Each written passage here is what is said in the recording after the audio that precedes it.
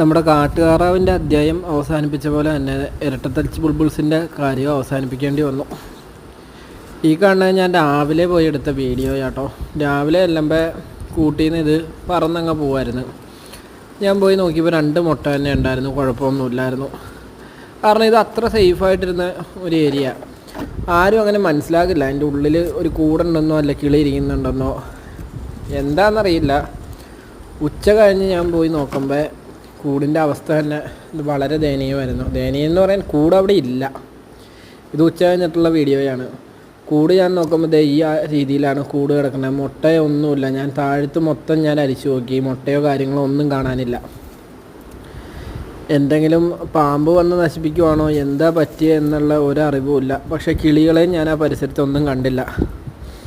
സാധാരണ ഇത് കിളികൾ ഇപ്പോൾ ശത്രുക്കൾ വന്ന് ഇതിൻ്റെ കൂട് നശിപ്പിച്ചാലും ആ കിളികൾ അതിൻ്റെ ചുറ്റും കിടന്ന് കരഞ്ഞുകൊണ്ട് എപ്പോഴും നടക്കും.